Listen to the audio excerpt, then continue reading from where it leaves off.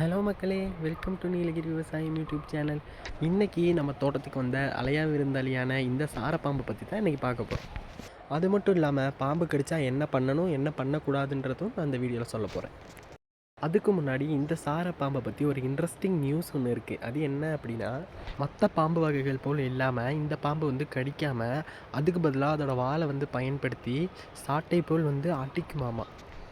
அது கடித்தாலும் சரி அடித்தாலும் சரி, நம்ம கொஞ்சம் கவனமாக இருந்தோமா அப்படின்னா எதுலேருந்து வேணாலும் தப்பிக்கலாங்க. ஸோ இப்போது இந்த பாம்பு கடிச்சிச்சுன்னா என்ன பண்ணணும் என்ன பண்ணக்கூடாதுன்றதை பார்க்கலாம். பாம்பு கடித்த உடனே நம்ம வந்து என்ன பண்ணணும் அப்படின்னா வந்துட்டு ஃபஸ்ட்டாக அவே ஃப்ரம் த ஸ்னேக், அந்த பாம்பு இருக்கிற இடத்துலேருந்தே நம்ம வந்து தள்ளி வரணும். அடுத்து வந்துட்டு நம்ம வந்து பயப்படக்கூடாது. ஏன் அப்படின்னா, பயந்தோம் அப்படின்னா வந்துட்டு நம்மளோட இதய துடிப்பு வந்து அதிகமாகும். இதய துடிப்பு அதிகமாகறனால வந்துட்டு ரத்த அழுத்தமும் வந்து அதிகமாகும். அதிகமாகறனால வந்துட்டு இந்த பாம்பு கடிச்சனோட விஷமும் வந்துட்டு ரத்தத்தில் வந்துட்டு சீக்கிரமாக வந்து பரவிடும்.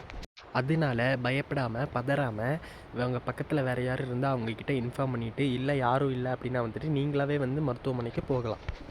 நெக்ஸ்ட்டு வந்துட்டு இம்மோபிலைசேஷன் பண்ணணும். இம்மோபிலைசேஷன் அப்படின்னா வந்துட்டு கடிப்பட்ட இடத்துலேருந்து 2 விரல் கேப் விட்டு அதுக்கு மேலே ஒரு குச்சியை வச்சுட்டு நம்ம வந்து கட்டணும்.